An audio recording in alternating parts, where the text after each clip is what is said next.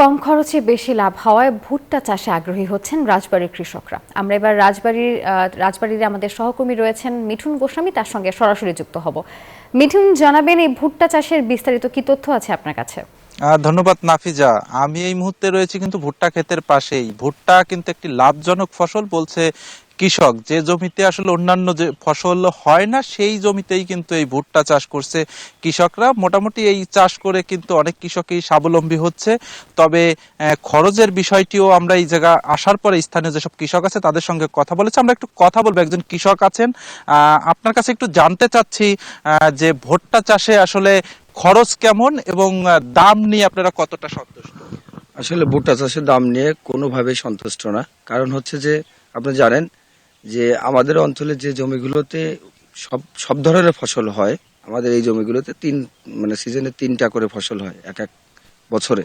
তো সেক্ষেত্রে আমরা এই যে আপনি দেখতে পাচ্ছেন আমার যে ভুট্টা জমি, এটাতে আমি আসলে এই জমিতে ফসল কম পরিমাণ হয়, উৎপাদন হয়, সেই জমিতে ভুট্টা করেছি। কারণ হচ্ছে অন্যান্য জমিতে আমি যদি ভুট্টা চাষ করি সেক্ষেত্রে আমার ফলন বেশি হয়, কিন্তু আসলে দাম সবকিছু মিলায়ে আপনার বীজের যে দাম, সারের যে দাম, কীটনাশক সবকিছু মিলায়ে আপনার ভুট্টা চাষ আমাদের জন্য লাভজনক না। যার কারণে আমরা আসলে ভুট্টা ওইভাবে চাষাবাদ করি না।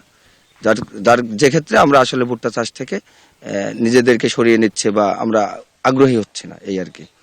ধন্যবাদ। আমরা শুনছিলাম যে একজন কৃষকের সঙ্গে একটু দেখবো যে আসলে এই ভুট্টা ক্ষেত্রে কিন্তু ইতিমধ্যেই যে ভুট্টা মোচা সেটি কিন্তু ইতিমধ্যেই কিন্তু দেখা দিয়েছে। এটি আমরা কৃষকদের সঙ্গে কথা বললাম, তিনি আমাদেরকে জানিয়েছে আগামী বিকাশ পেমেন্টে 10,000 টাকার বেশি অফার।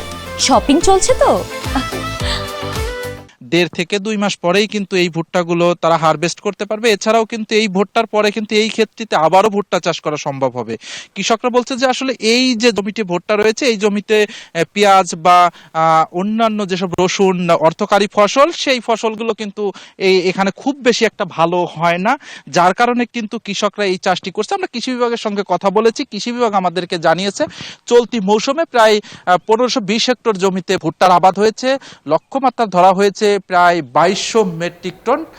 তবে কৃষি বিভাগ কিন্তু এটিও জানিয়েছে তাদের যে উৎপাদনের যে লক্ষ্যমাত্রা সেটি কিন্তু আরো বেশি ছিল। তবে কৃষকরা কিন্তু চলতি মৌসুমে কিছুটা কম আবাদ করেছে, যার কারণে কিন্তু উৎপাদনের যে লক্ষ্যমাত্রা সেটি কিন্তু পূরণ হবে না। মূলত এতটুকুই ছিল আমার কাছে রাজবাড়ী থেকে ভুট্টা আবাদের সর্বশেষ তথ্য। ফিরছি স্টুডিওতে। নাফিসা। মিঠুন, ধন্যবাদ আপনাকে।